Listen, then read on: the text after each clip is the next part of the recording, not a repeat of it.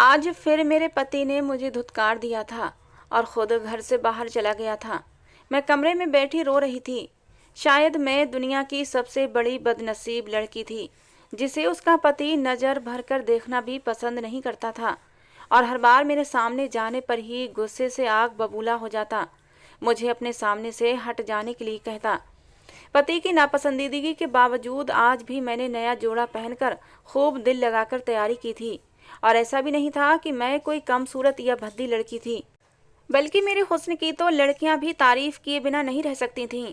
और जवान होते ही जो शब्द मैंने अपने बारे में सुने थे वो यही थे कि मैं बहुत ही खूबसूरत लड़की हूँ, जिससे नजरें चुराना नामुमकिन है। मैं अपने हुस्न पर काफ़ी घमंड भी करती थी, मगर अपने पति के व्यवहार पर पहली बार मैं अपने हुस्न को और भी निखारने की कोशिश में लगी रहती थी। जो एक बार चेहरे पर पानी के छींटे भी मार लेती तो मेरी स्किन ऐसे चमकने लगती जैसे शीशा चमकता है। अब मेकअप कर करके पागल हो जाती थी, मगर मेरा पति मेरी तरफ देखना तो दूर की बात, मुझसे शक्ल भी नहीं दिखाता था। मेरी शादी को 4 दिन गुजर चुके थे, लेकिन मैंने अपने पति की शक्ल नहीं देखी थी। जब भी मेरे सामने आता अपने चेहरे को छुपाकर आता था, कहता मैं तुम्हें नहीं देखूंगा, नहीं तो मुझे पाप लगेगा। मुझे बड़ी हैरत होती, भला पत्नी को देखने में कैसा पाप। ना वो मुझे देखता था और ना खुद को देखने देता था। मुझे शक था मेरे पति ने शायद मुझे कभी देखा ही नहीं था, क्योंकि आज जब मैं नई साड़ी पहनकर आई तो लाल रंग की साड़ी थी और मेरे सफ़ेद रंग को और भी चमका रही थी। उसने मेरी तरफ एक नज़र भी उठाकर नहीं देखा था। मैंने अपने सिल्की बाल खोलकर कंधे पर फैला रखे थे। अपनी बड़ी बड़ी काली चमकती आंखों में जानबूझकर काजल की मोटी धार लगाई थी, क्योंकि काजल लगाने से मेरी सुरमई आंखें और भी जादू भरी लगती थीं। मैं जब ऐसी तैयारी करके अपने पति के पास कमरे में जाने लगी तो मुझे उम्मीद थी मेरा पति कम से कम आज के दिन मुझे नज़रअंदाज नहीं कर पाएगा और ज़रूर मेरी तरफ ध्यान देगा। मैं इस सोच से इतनी खुश हो गई थी कि मेरे चेहरे पर शर्मीली सी मुस्कुराहट और लाली छाने लगी थी। मेरा पति अपनी आदत के अनुसार अपने कमरे में बैठा ना जाने किस काम में बिजी था। मेरी तरफ से आर्यन की पीड़ थी। मैं खूब सारा परफ्यूम लगाकर अपने पति के करीब आई और पीछे से उसे अपनी बाहों में भर लिया। पति चाहे कितना ही गुस्सा क्यों ना हो, लेकिन अपनी नई नवेली पत्नी के इतने करीब आने पर वो खुद को रोक नहीं सकता। लेकिन आर्यन तो एकदम ऐसे अचानक चौंक सा गया था। ऐसा लगा जैसे उसके शरीर को झटका लगा हो। मैं उसके चौंकने से खुश हो गई थी, मगर उसने अचानक जोर से किताब बंद की और इतनी जोर से उसे मेज पर पटक कर रखा कि मैं उछल कर रह गई थी। मेरी खुशी अब डर में बदल गई थी, क्योंकि मैंने महसूस कर लिया था कि मेरा पति मेरी हरकत पर गुस्से में आ गया है। मैं अभी अपने पति को अपने दिल की बात बताना चाहती थी कि वो मुझे पलट कर देखने की बजाय कुर्सी को ठोकर मारता कमरे से ही निकल गया। मैं तो हैरान रह गई थी, आखिर मेरे पति को मुझसे इतनी उलझन क्यों होती थी। मैं आर्यन से यही सवाल करना चाहती थी। मुझे अच्छे से याद है कि मेरी शादी करते हुए मेरी परेशानी पर मेरे पापा ने मुझे तसल्ली दी थी और कहा था लड़का बहुत ही अच्छा है और तुम्हें बहुत खुश रखेगा, अच्छा खाता है, अच्छा कमाता है, अपना कारोबार है, वो तुम्हारी इज्जत और सम्मान करेगा। और दूसरी बात, आर्यन ने खुद अपनी इच्छा रखी है तुमसे शादी करने की। पापा की बातों से मुझे अंदाजा हुआ था आर्यन ने मुझसे मोहब्बत की शादी की थी। जिस आदमी को अपनी पत्नी से मोहब्बत हो और उसकी पत्नी खूबसूरत भी हो, तो ऐसा आदमी अपनी पत्नी को नज़रअंदाज कैसे कर सकता है। मैं पहली ही रात अपने पति के व्यवहार पर गमजदा हो गई थी। मैं आज भी अपने पति के यूं कमरा छोड़कर जाने पर उसके पीछे लपकी थी। मैंने सोच लिया था आज मैं अपने पति को ऐसे जाने नहीं दूंगी। आखिर को मैं उसकी पत्नी हूँ और वो मेरा पति है। हमारी नई नई शादी हुई है और मेरे अंदर मचलते जज्बात नेचुरल थे। हर लड़के को या लड़की को जवानी में एक साथी की ज़रूरत महसूस होती है और फिर मेरी शादी हुई थी तो मुझे भी एक साथी की ज़रूरत महसूस होने लगी थी। ऐसे में मेरा पति मुझे नज़रअंदाज कर देता तो मेरे दिल पर एक क़यामत बीत जाती थी। मुझे लगने लगा था शायद उसे मेरी कोई बात बुरी लगी है और वो मुझसे नाराज़गी में ऐसा कर रहा है। मैं तो उसे मनाने को भी तैयार थी और अपनी ना की जाने वाली गलती पर माफ़ी भी मांगना चाहती थी, मगर मुझे सच का अंदाज़ा बिल्कुल नहीं हुआ था कि आखिर बात क्या है। मैं कमरे से निकलकर अपने पति के पीछे गई तो आर्यन गायब था। मैंने उसकी तलाश में पूरा घर छान मारा और जब मुझे इस बात का अंदाज़ा हुआ वो मुझे सदमे में डाल गया। मेरा पति तो घर से बाहर जा चुका था। ये बात मुझे हैरत के समंदर में गोते खिला रही थी। आर्यन ने तो मुझे दुखों में धकेल दिया था। मैं आर्यन के लिए इतनी तैयार हुई थी और वो मेरी कोशिश पर पानी फेर कर मुझे घर पर अकेला छोड़कर चला गया था। आखिर ऐसी क्या गलती हुई थी मुझसे? मैं बेतहाशा हुस्न की मालिक, हर वक्त तारीफें समेटने वाली लड़की थी, लेकिन इसके बावजूद भी मैंने अपने आप को सिर्फ अपने हमसफ़र की अमानत के तौर पर संभाल कर रखा हुआ था। मैंने कभी किसी लड़के को अपने करीब आने नहीं दिया था और ना ही किसी की मोहब्बत का जवाब मोहब्बत से दिया था। मैं नहीं चाहती थी मैं अपने जज्बात किसी गैर मर्द पर लुटाऊं। मैं मोहब्बत की चाहत भी रखती थी और मुझे यही लगता था मेरा पति सिर्फ मुझसे मोहब्बत करेगा और मुझे कभी नज़रअंदाज नहीं करेगा। शायद कोई आम मर्द मेरा पति बनता तो ऐसा ही होता, मगर जो इंसान मुझे मिला वो पहले दिन ही मुझे हैरान कर गया था। आर्यन के साथ फेरे लेते हुए मेरे दिल में आर्यन का सम्मान और स्थान दोनों बढ़ गए थे। वो मेरा पति बन चुका था और मेरी सारी मोहब्बतें सिर्फ उसके लिए थीं। हमारी शादी तो हो गई थी लेकिन विदाई नहीं हो पा रही थी, क्योंकि पापा कहने लगे जिस कॉलेज में मैं पढ़ाता हूँ वहाँ कुछ प्रॉब्लम्स क्रिएट हो गई हैं और वो सब प्रॉब्लम्स को सुलझाने के बाद ही मेरी विदाई करना चाहते थे। इसलिए उन्होंने आर्यन से बात कर ली थी, अभी सिर्फ शादी कर लो, विदाई 3 दिन बाद होनी है। आर्यन इस बात पर भी मान गया था और फिर 3 दिन बाद ही मेरी विदाई हुई थी। मैं जो दुल्हन बनकर सबकी ध्यान को अपनी तरफ खींच रही थी, विदा हुई तो दोस्तों की छेड़छाड़ पर दिल धड़कने लगा था। एक अनजान आदमी की जिंदगी में शामिल होने का जो डर मुझ में पैदा हुआ था वो मेरे पापा ने पहले ही ख़त्म कर दिया था। मैं अपने पापा की बहुत ही लाडली और प्यारी बेटी थी। हम सिर्फ 2 बहन भाई थे। भाई बचपन में ही पढ़ाई के इरादे से विदेश चला गया था, वहाँ मेरे चाचा की फैमिली रहती थी। मैं अपने पापा के पास अकेली रह गई थी। मेरे पापा कॉलेज में पढ़ाते थे। मैंने ज़िंदगी में हमेशा मोहब्बत ही पाई थी, इसलिए ये भी डर था कि कहीं मेरी ज़िंदगी में शामिल होने वाला मर्द गुस्से वाला ना हो। मगर पापा ने मुझे समझाया था कि वो बहुत ही अच्छा लड़का है, बिल्कुल तुम्हारे बाप के मिजाज जैसा। वो लड़का मेरे पापा का पुराना स्टूडेंट था, इसलिए मेरे पापा को उसके बारे में सब पता था। मैंने शादी से पहले अपने पति को सिर्फ तस्वीर में देखा था। वैसे तो हमारे घर का माहौल इतना पाबंद और पुराने ख्याल का नहीं था, मगर फिर भी मुझे अपने होने वाले पति से शर्म और झिझक महसूस होती थी और मेरे पति ने भी कभी मुझसे मिलने की ख्वाहिश जाहिर नहीं की थी। मैंने अपने पापा से शादी का जोड़ा लेने की बात की तो पापा ने बताया कि शादी का लहंगा आर्यन अपनी मर्जी से लेना चाहता है। मैं खामोश हो गई थी, मगर मुझे हैरत उस समय हुई जब मुझे शादी का लहंगा देने कोई और नहीं बल्कि मेरा देवर आया था। मेरा देवर बहुत ही खुश मिजाज और हंसमुख सा लड़का था। वो मेरे पति से 2 साल छोटा था। उसने मुझे शादी का सामान दिया और कहने लगा मेरा बड़ा भाई बड़ा ही शर्मीला इंसान है, इसलिए वो अपनी होने वाली पत्नी से मिल नहीं रहा, मगर वो शादी हो जाने के बाद आपका बहुत ख्याल रखेगा, क्योंकि मेरा आर्यन भाई दिल का बहुत ही अच्छा इंसान है, आपको कभी भी शिकायत का मौका नहीं देगा। आपसे पहले तो उसने किसी लड़की को देखा तक नहीं है। ये बात सुनकर मुझे अच्छा लगा था, क्योंकि मेरा पति भी मेरे जैसा ही इंसान था। उसने अपने हर जज्बे को सिर्फ अपनी पत्नी के लिए संभाल कर रखा हुआ था। शादी के दिन मैं अपने हर डर को भुलाकर विदा होकर अपने पति के घर पहुंची थी तो एक सवाल मुझे बार बार तंग करने लगा कि मेरे स्वागत के लिए कोई भी मौजूद नहीं था।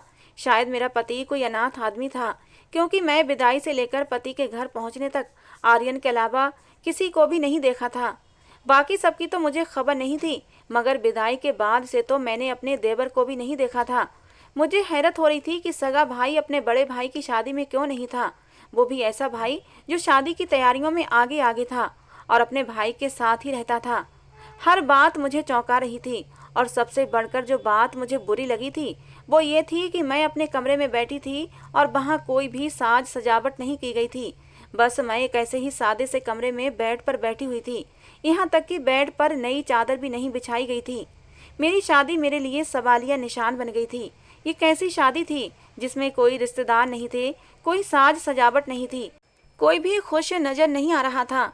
मैं आर्यन से इस बारे में बात करना चाहती थी, मगर इंतजार करते करते मेरी आंख लग गई और जब मेरी आंख खुली तो मुझे एक जोरदार झटका लगा, क्योंकि दिन ढलने वाला था। मैं इतनी देर तक सोती रही, मगर ना मुझे किसी ने जगाया और ना अब तक मुझे कोई नज़र आ रहा था। जाहिर है मेरा पति आर्यन पहली रात कमरे में ही नहीं आया था। अगर वो कमरे में आता तो ज़रूर मेरी आंख खुल जाती। मैं नींद की इतनी पक्की भी नहीं थी, और दूसरी बात, जब वो कमरे में आता तो मुझे ज़रूर जगाता। मैं इस बात पर जितना हैरान होती उतना कम था। मेरी शादी हो चुकी थी, मगर अब तक मैंने अपने पति को नहीं देखा था। शायद मेरे पति ने मुझे सजावट श्रृंगार में देख लिया हो, लेकिन मैंने नहीं देखा था। मैं उदासी से अपना श्रृंगार खत्म करने लगी। धीरे धीरे अपनी ज्वेलरी उतारी और शादी का भारी लहंगा भी उतार दिया और सादा सा एक सलवार सूट पहन लिया। इस खाली कमरे में बैठे बैठे मुझे शाम हो गई थी। मुझे समझ नहीं आ रहा था घर में सन्नाटा क्यों था और मेरा पति मुझे छोड़कर कहाँ चला गया था। शाम होने पर मजबूरन मैंने अपने पापा को कॉल लगाई। मैं सोच चुकी थी अपने पापा से शिकायत करूंगी कि आर्यन कैसा अजीब मर्द है जो पहले दिन की दुल्हन को घर में अकेला छोड़कर न जाने कहाँ चला गया है। और मुझे अपने पापा से भी गिला था। मैंने हमेशा देखा था लड़की ब्याह कर चली जाती है तो मायके वाले अगले दिन उसके पास उससे मिलने जाते हैं। मेरी माँ जिंदा नहीं थी, सिर्फ एक भाई और पापा ही मेरी पूरी फैमिली थे। हम लोग बस 3 ही मेंबर थे और वो भी इस वक्त साथ नहीं थे। मेरे पापा ना मुझसे मिलने आए और ना ही फ़ोन पर कोई बात की थी। मैं शिकायत लगाने का सोचकर कॉल लगाती रही मगर मेरे पापा ने कॉल अटेंड नहीं की। मेरा भाई तो चलो इस समय यहाँ मौजूद नहीं था, वो बाहर देश में रहता था और उससे मेरी कभी इतनी दोस्ती भी नहीं रही थी कि मेरी शादी पर वो आ पाता। मैं सर झुकाए बैठी हुई थी। ना आर्यन घर आया था, ना पापा ने कॉल उठाई थी। मेरा दिल अब अजीब से डर में घिरने लगा था। रात हुई तो आर्यन घर आ गया।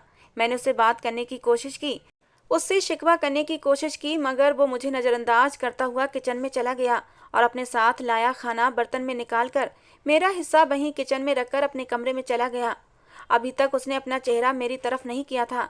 मैं उसकी इस हरकत पर हैरान हुई थी मगर भूख की वजह से मैंने ज़्यादा सवाल नहीं किया। सुबह की भूखी प्यासी थी, चुपचाप खाना लेकर खाने बैठ गई। अभी मैं खाना खा ही रही थी कि अचानक आर्यन ने आकर चाय का कप मेरे सामने रखा और इससे पहले मैं सर उठाकर कोई बात करती वो वापस जा चुका था। मैं थकी हुई थी और अपने पापा से बात न होने की वजह से परेशान भी थी, इसलिए चुपचाप चाय पीने लगी। चाय पीकर उठी ताकि जाकर आर्यन से बात कर सकूं, मगर अचानक ही मुझे चक्कर सा आ गया और मैं लड़खड़ाते हुए जमीन पर गिर गई। जब मेरी आंख खुली तो मैं बिस्तर पर थी और दिन निकल आया था। मुझे कमरे में यकीनन आर्यन ही लाया था मगर वो इस वक्त कमरे में मौजूद नहीं था। मुझे पता चला उसने मुझे चाय में नशा मिलाकर दिया होगा, तभी मैं बेहोश हो गई थी। मेरा दिमाग अब उलझने लगा था। कुछ दिन ऐसे ही गुजरते चले गए। अब तो मेरा दिमाग और भी ज़्यादा उलझने लगा था। मेरे पापा भी ना जाने कहाँ गायब हो गए थे और आर्यन अजीब अजनबियों वाला व्यवहार दिखा रहा था। हर तरफ से थक हार कर मैंने अपने भाई को कॉल लगा दी। अब मुझे कोई भी नज़र नहीं आ रहा था जिससे मैं मदद मांगती सिवाय मेरे भाई के।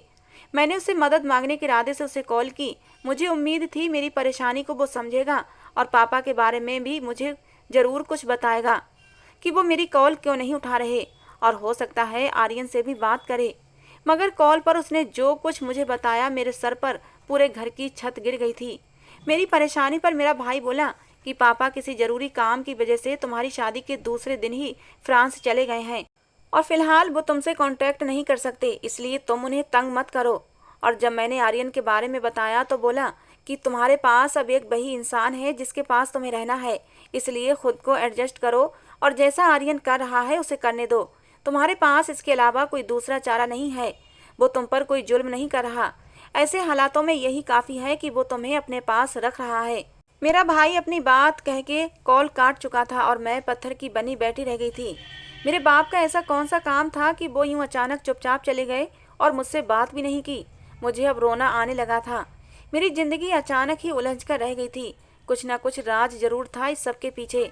कुछ दिन तो मैंने रो धोकर गुजार लिए मगर फिर भी अपने पति आर्यन का मुझसे यूं दूर दूर रहना मुझे खलने लगा था। मैं एक आम सी लड़की थी। शादी के बाद भी मुझसे मेरा पति दूरी बना रहा था और मुझे ये सब कुछ बर्दाश्त नहीं हो रहा था। अपने पति का ध्यान पाने के लिए धीरे धीरे मैंने पूरा घर संभाल लिया था।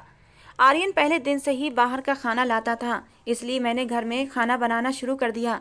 मैं रोजाना नए नए तरह के खाने बनाकर आर्यन का इंतजार करती, मगर वो आता तो अपने लिए खाना लेकर आता था।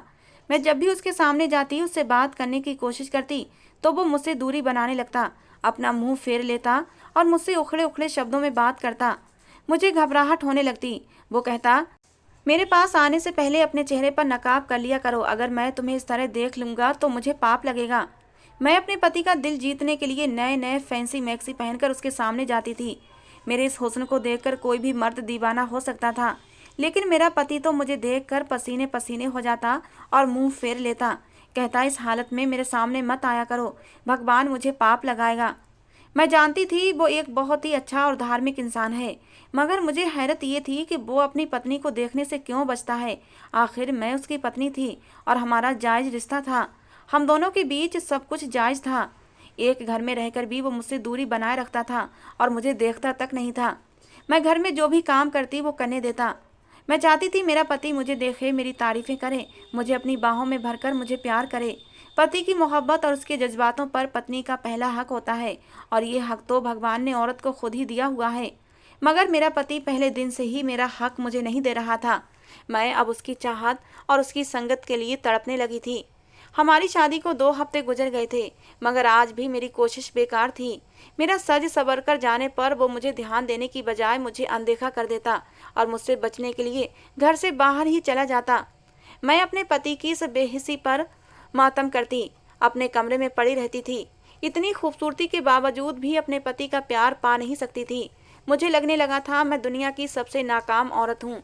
जिंदगी में मुझे पहली बार पछतावा होने लगा था। काश मैं इस इंसान से शादी करने की बजाय उन लड़कों से शादी कर लेती जो मेरे आगे पीछे घूमते रहते थे और मुझसे शादी की ख्वाहिश रखते थे। लेकिन मैं किसी को घास नहीं डालती थी। अगर मैं उनमें से किसी एक से शादी कर लेती तो आज मेरी जिंदगी कुछ और होती। मैं अपने पति की संगत के लिए यूं ना मचल रही होती। न जाने मुझे किस पाप की सजा मिल रही थी। मैं अपनी पूरी ईमानदारी से जिंदगी गुजारने के बाद भी अकेली रह गई थी। मेरा दुख बांटने के लिए मेरे पास कोई नहीं था। मैंने वो रात पूरी रोते हुए गुजारी थी। सुबह उठी तो मैंने सोच लिया था अपने पति से मैं साफ साफ बात करूंगी। अगर आर्यन मुझे स्वीकार नहीं कर रहा तो मैं उससे तलाक लेने को भी तैयार थी। मैं यूं घुट घुट कर जिंदगी नहीं गुजार सकती थी। उस दिन मैंने घर का कोई भी काम नहीं किया था। मुझे लगा इस बात पर आर्यन मुझसे सवाल जरूर करेगा, मगर आर्यन सुबह घर से निकला और सारा दिन वापस ही नहीं आया था। साफ लग रहा था वो मुझसे बच रहा है और मैं अपनी इतनी इंसल्ट बर्दाश्त नहीं कर सकती थी। इसलिए मैं उसका इंतजार करने लगी कि वो जैसे ही आएगा मैं उसे सारी बातें क्लियर करूंगी। शाम होते होते भूख से मेरा बुरा हाल होने लगा था। मैं किचन में अपने लिए खाना बनाने गई। उसी वक्त आर्यन घर आया था और आते ही अपने रूटीन के अनुसार मेरे सामने आने की बजाय अपने कमरे में बंद हो गया। पहली बार मैंने खुद खाना खा लिया और उसकी परवाह बिल्कुल नहीं की थी, क्योंकि मेरी नज़र में ऐसा मर्द इज्जत के काबिल नहीं था जो अपनी पत्नी को उसका हक न दे सके। रात हुई तो मैं दबे पांव अपने पति के कमरे में जा पहुंची। उस वक्त वो अपने लैपटॉप पर इतना बिजी था कि मेरी हिम्मत ही नहीं हुई उससे बात करूं। मैं बाहर निकल आई। मैंने सोचा 5 मिनट बाद जाकर बात करती हूँ, लेकिन 5-10 मिनट बाद जब मैं वापस आर्यन के कमरे में गई तो वो इतनी देर में ही गहरी नींद सो चुका था। लेकिन अब मुझे और ज़्यादा सब्र नहीं हो रहा था। मैंने कमरे की लाइट जलाई और अपने पति के बेड पर बिल्कुल उसके बराबर बैठ गई। जागते हुए दिन के समय आर्यन मेरे सामने आने से बचता था और अपना चेहरा तक मुझे नहीं दिखाता था। इस समय वो सो रहा था और मैं उसको आसानी से देख सकती थी, उसे महसूस कर सकती थी। मैंने उसके चेहरे से चादर हटाई तो मेरा दिल धक से रह गया था, क्योंकि वो तो आर्यन था ही नहीं। अगर वो कोई अनजान आदमी होता तो मैं उसे अपना पति आर्यन मान भी लेती, क्योंकि इससे पहले मैंने आर्यन को नहीं देखा था। मगर सामने बेड पर जो लेटा हुआ था मैं उसे अच्छे से जानती थी और ये बात मेरे ऊपर बिजली गिरा गई थी।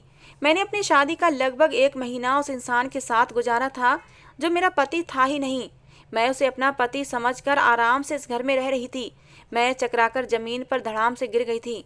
शायद मैं दिमागी तौर पर बहुत कमजोर हो चुकी थी या फिर बहुत तेज झटका था जो मेरे दिमाग को लगा था, इसलिए मेरे अंदर और ज्यादा ताकत नहीं बची थी और मैं बेहोश होकर गिर चुकी थी। मैं होश में आई तो मुझे एकदम सब कुछ याद आ गया। मैं एक झटके से उठकर बैठ गई। कमरे में इस वक्त कोई भी मौजूद नहीं था।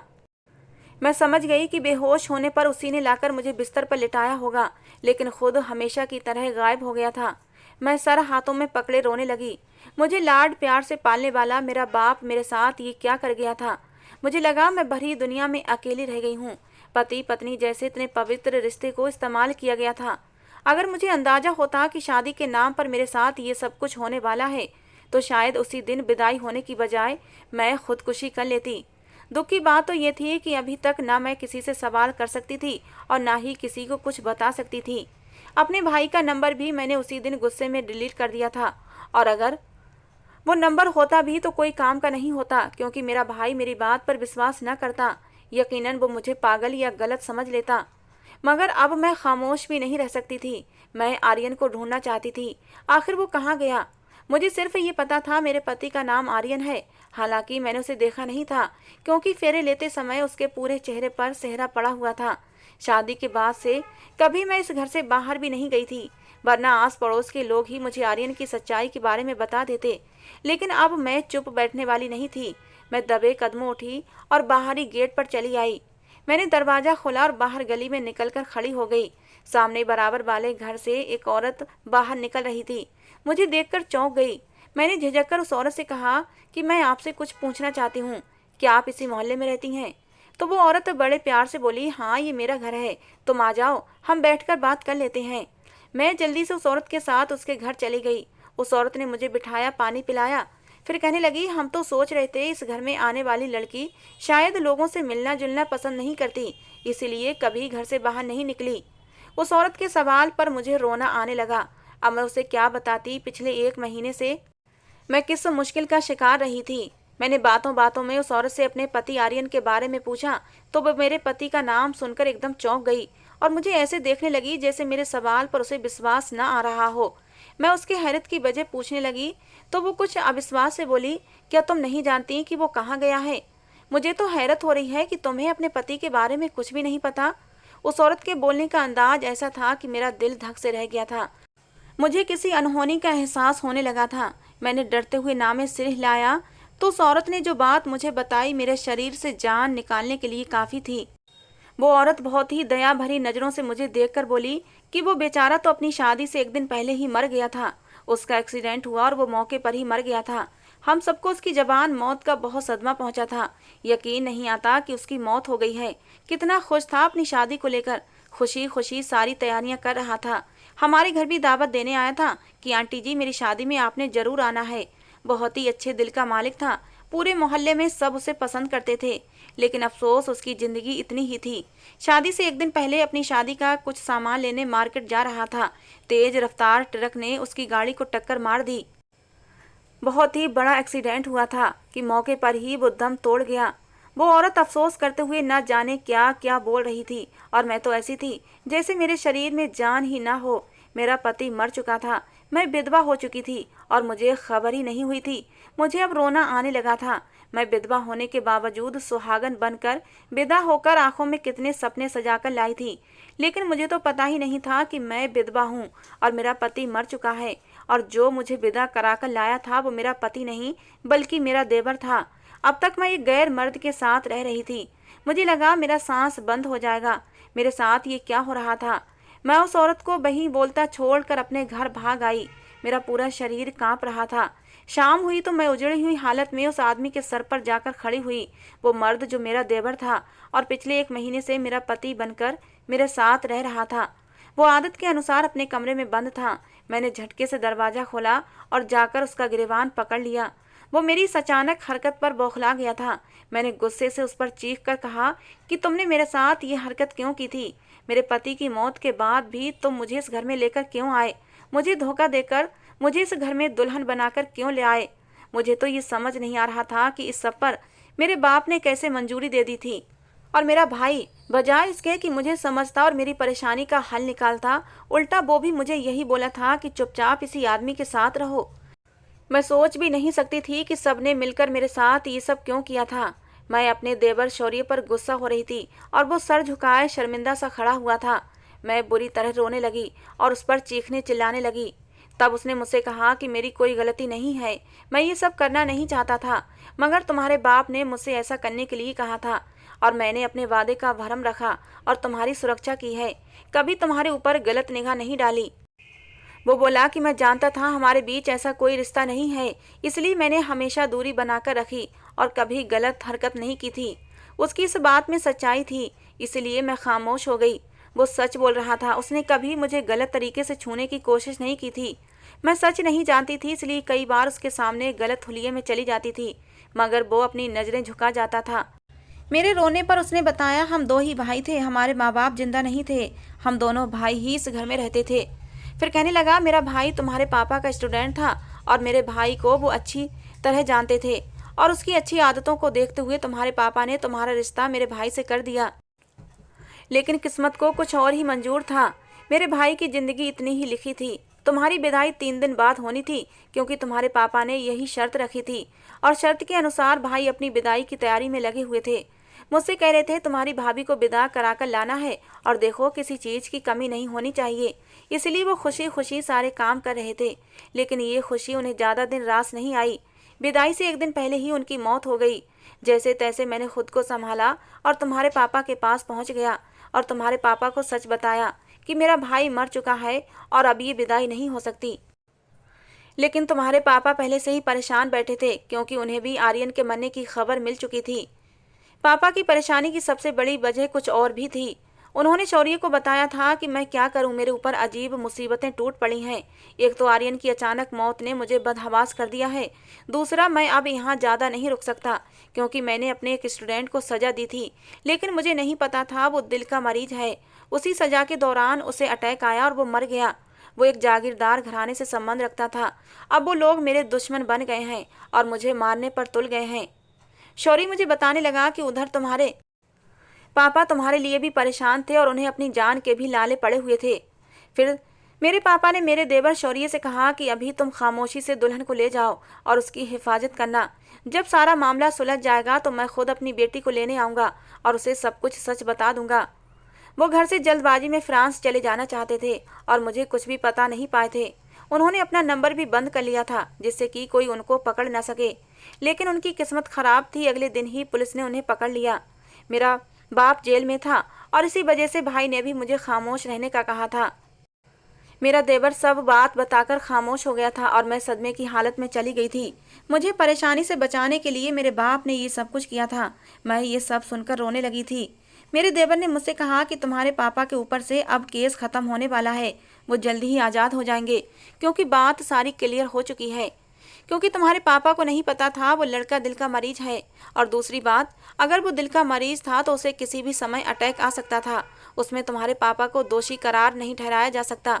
इसलिए ये केस जल्दी ही ख़त्म होने वाला है। तुम्हारे पापा बाइज्जत बरी हो जाएंगे। लेकिन जो कुछ भी था, मेरी ज़िंदगी तो बर्बाद हो चुकी थी। मेरा पति तो मुझे यूँ विधवा और रोता हुआ छोड़कर जा चुका था। 3 दिन बाद ही मेरे पापा जेल से छूटकर आ गए थे। मैं अपने घर चली गई और समय तेजी से गुजरने लगा। फिर मेरे पापा ने फैसला कर लिया कि मेरी शादी मेरे देवर शौर्य से कर दी जाए। मेरे पापा ने शौर्य से बात की तो शौर्य को भी इस बात से कोई इनकार नहीं था और मुझे भी इनकार नहीं था, क्योंकि जो मर्द अपने भाई की विधवा की हिफाजत इतनी लगन से कर रहा था तो फिर अपनी पत्नी को तो वो बहुत ही इज्जत और सम्मान के साथ रखता। आज मैं शौर्य की पत्नी बनी उसके कमरे में बैठी हुई थी। आज सुहागरात का कमरा भी सजा हुआ था और मेरा पति भी मेरे सामने बैठा मेरी तारीफ कर रहा था। आज उसने मुझे धुतकारा नहीं था, बल्कि प्यार से मेरा हाथ चूम लिया था। मेरे हाथ में मुंह दिखाई की अंगूठी भी पहनाई थी। कहने लगा, मुझे माफ़ कर दो जो मेरी वजह से तुम इतने दिनों तक तकलीफ में रही थी, लेकिन वो सब करना मेरी मजबूरी थी। मुझे शौर्य से कोई शिकायत नहीं थी, लेकिन दुख जरूर था आर्यन के जाने का। हालांकि आर्यन से मेरी कोई दिली लगाव नहीं था, बस एक रिश्ता था पति पत्नी का, जिसकी वजह से मेरा उससे दिल जुड़ गया था। लेकिन अब मैं शौर्य की पत्नी थी और पूरे अधिकार के साथ मैंने शौर्य के सीने पर अपना सर टिका दिया था। उसने भी मुझे अपनी बाहों में समेट लिया था। मेरे दिल के मचलते जज्बातों को आज सुकून मिल गया था। आगे आने वाली ज़िंदगी में अब सिर्फ खुशियाँ ही खुशियाँ थीं। दोस्तों, आज की हमारी कहानी आपको कैसी लगी ज़रूर बताना। पसंद आई हो तो प्लीज़ लाइक करना। रोज़ एक नई कहानी सुनने के लिए हमारे चैनल को भी सब्सक्राइब करना। मिलते हैं दोस्तों एक नई कहानी के साथ। कहानी को पूरा सुनने के लिए आप लोगों का बहुत बहुत धन्यवाद।